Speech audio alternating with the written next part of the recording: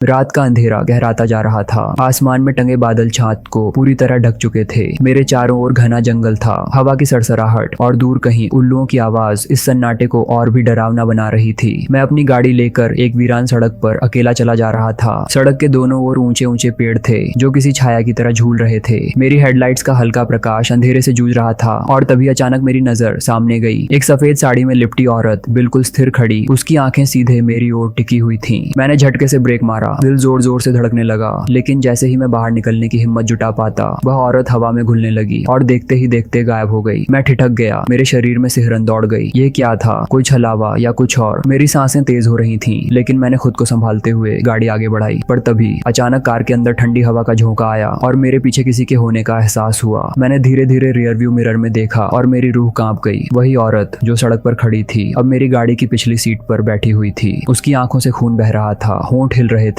जैसे कुछ कह रही हो, लेकिन आवाज सुनाई नहीं दे रही थी। मैंने घबराकर गाड़ी का दरवाजा खोला और बाहर कूद पड़ा। जैसे ही मैंने पीछे मुड़कर देखा, गाड़ी अचानक अपने आप स्टार्ट हो गई और तेज रफ्तार से आगे बढ़ने लगी। गाड़ी में कोई नहीं था, लेकिन स्टीयरिंग घूम रहा था, एक्सीलरेटर दबा हुआ था और हेडलाइट्स चमक रही थी। मैं हक्का बक्का खड़ा था कि तभी दूर से एक चीख सुनाई दी। वह चीख इतनी भयानक थी कि मेरे पैर जम गए। मैंने हिम्मत जुटाकर गाड़ी की ओर देखा और फिर वह सब हुआ जिसने मेरी रूह को हिलाकर रख दिया। गाड़ी के शीशे पर खून के धब्बे उभर आए और अंदर वही औरत अब सामने सीट पर बैठी हुई थी, पर इस बार वह मुझे देख नहीं रही थी। उसके चेहरे पर एक अजीब सी शांति थी, लेकिन तभी अचानक उसने अपनी गर्दन घुमा ली और वह उल्टी होकर देखने लगी। उसकी आंखों से आग निकल रही थी और उसकी चीख से पूरा जंगल गूंज उठा। मैंने जितनी तेजी से हो सकता था वहां से भागने की कोशिश की, लेकिन मेरे पैर जैसे जकड़ चुके थे। तभी अचानक चारों ओर धुंध छा गई और मैं खुद को किसी अनजान जगह पर खड़ा पाया। यह कोई गांव था, लेकिन हर तरफ वीरानी और सन्नाटा पसरा हुआ था। चारों ओर जली हुई झोपड़ियां थीं और हवा में एक अजीब सी सड़ांध भरी हुई थी। तभी पीछे से किसी ने मेरा कंधा पकड़ लिया। मैंने डरते डरते पीछे मुड़कर देखा। एक बूढ़ा आदमी खड़ा था। उसकी आंखों में अजीब सा डर था। उसने धीमी आवाज में कहा, वो आ गई है, उसने सबको खत्म कर दिया,